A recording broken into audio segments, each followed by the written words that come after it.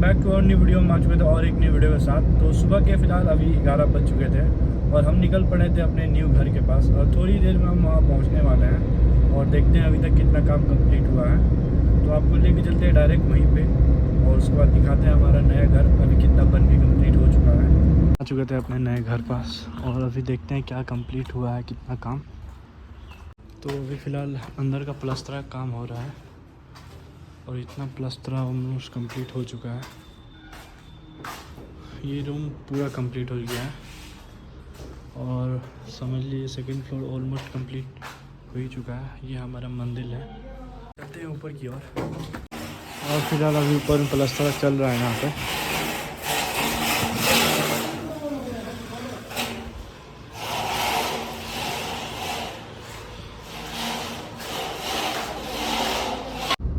तो फिलहाल हम वहाँ से निकल पड़े थे। तो आप लोगों का काफ़ी सवाल आ रहा था अगर हम टिपर खरीदने जाएं तो हम लोग कितना अमाउंट पेड करें तो वो हमारे लिए बेनिफिट होगा और हमारा कम से कम ईएमआई आएगा। तो मान लीजिए आप एक सेकेंड हैंड गाड़ी परचेस करने जा रहे हैं या नए गाड़ी परचेस करने जा रहे हैं, इन दोनों में डिफरेंट क्या होता है। तो अगर आप सेकेंड हैंड गाड़ी परचेस करने जा रहे हैं फर्स्ट टाइम तो आपको इसमें रेट ऑफ इंटरेस्ट काफ़ी ज़्यादा आपसे लिया जाता है। अगर आप कभी भी सेकेंड हैंड गाड़ी खरीदने जाएं तो इस चीज़ का आप काफ़ी ज़्यादा ध्यान रखें। जो पेपर होता है ना, उस पेपर में देखिए रेट ऑफ इंटरेस्ट कितना है। कभी कभी ऐसा होता है अगर जो लोगों को पेपर का नॉलेज नहीं होता है उन लोगों से एक मतलब छोटा अमाउंट बोल के ज़्यादा अमाउंट उनसे ले लिया जाता है और इसमें काफ़ी कुछ चीज़ों में हिडन चार्जेस भी होते हैं जो आपको पता ही नहीं होता है। तो सारे डॉक्यूमेंट केयरफुली पढ़ें, उसके बाद ही कहीं सिग्नेचर करें। तो ये तो हो गया आपको जो सावधानी रखनी चाहिए ये चीज़ें। अगर आप गाड़ी परचेस करने जाते हैं सेकेंड हैंड तो आपको उसमें रेट ऑफ इंटरेस्ट भी ज़्यादा पेमेंट करना पड़ता है मुकाबले नई गाड़ियों के। अगर आपको नई गाड़ियाँ अगर परचेस करने जाते हैं शोरूम से तो आपको रेट ऑफ इंटरेस्ट कम देना पड़ता है। मान लीजिए 2%, 3% या 4% देना पड़ता है। और यही अगर आप सेकेंड हैंड गाड़ी लेने जाते हैं तो कहीं कहीं 12, कहीं कहीं 16, कहीं कहीं 24% भी देना पड़ जाता है। क्योंकि जो नए कस्टमर होते हैं ना, जो फर्स्ट टाइम लोन ले रहे होते हैं, उनको ये सर्टेन अमाउंट ज़्यादा देना पड़ जाता है क्योंकि उनका ये फर्स्ट टाइम होता है।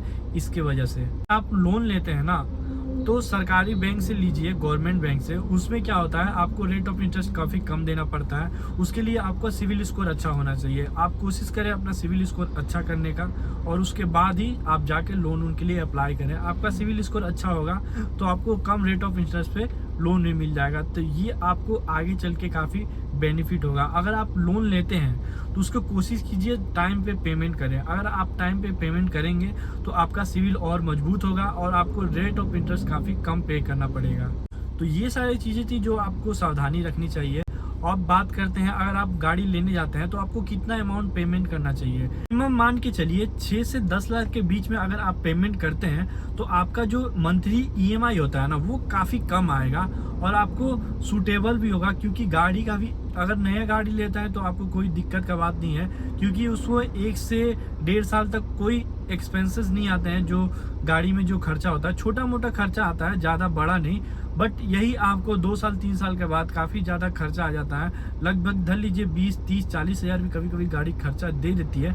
डिपेंड करता है आप उसको चलाते कैसे हैं और मेंटेन कैसे रखते हैं। और टाइम पे उसका सर्विसिंग भी कराना बहुत ज़रूरी होता है। टाइम पे सर्विसिंग कराने से आपका ये बेनिफिट होगा, आपका जो कॉस्टिंग आएगा ना, एक्सपेंस होगा गाड़ी का, जैसे कि जो खर्चा होता है मेंटेन खर्चा, वो काफ़ी कम आएगा अगर टाइम पे करेंगे तो। इसमें काफ़ी सारी चीज़ें भी आ जाती हैं। इसमें पेपर कॉस्ट है, गाड़ी का जो पेपर होता है वो भी कॉस्ट आपको देखना पड़ता है। उसके बाद से गाड़ी का मैनेजमेंट होता है, जो टाइम पे सर्विसिंग कॉस्ट होता है, ये सारी चीज़ें भी देखनी पड़ती है। इसमें काफ़ी ज़्यादा अमाउंट लगता है और उसके बाद से धर लीजिए काफ़ी सारी चीज़ें होती हैं और आपको इसमें अपना टाइम भी दे रहे हैं तो अपना भी प्रॉफिट निकालना पड़ता है। तो ये सारी चीज़ें देख के ही आपको जो मंथली ईएमआई होता है वो करवाना चाहिए।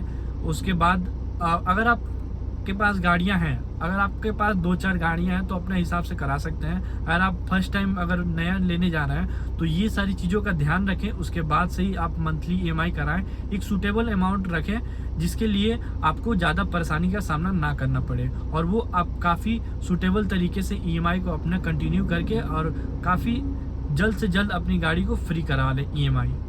और कोई कोई लोग क्या करते हैं ना, 2-3 लाख रुपए पेमेंट करके भी गाड़ी उठा लेते हैं। तो वो लोग जो गाड़ी उठाते हैं ना, उनका जो मंथली EMI होता है वो काफ़ी ज़्यादा हाई होता है और उनको काफ़ी ज़्यादा अमाउंट पे भी करना पड़ता है। जो पुराने हो जाते हैं वो ऐसा करते हैं क्योंकि उन्हें पता है इस फील्ड में कैसे काम करना है और कैसी चीज़ों को मैनेज करना है। अगर आप नए नए जा रहे हैं तो ज़्यादा हेडेक लेके काम ना करें और सोचिए जो EMI होता है कम से कम आए और आपका 2 रुपया बचे। और आपका 2 रुपया जब तक बचेगा नहीं, आपको काम में मन भी नहीं लगेगा।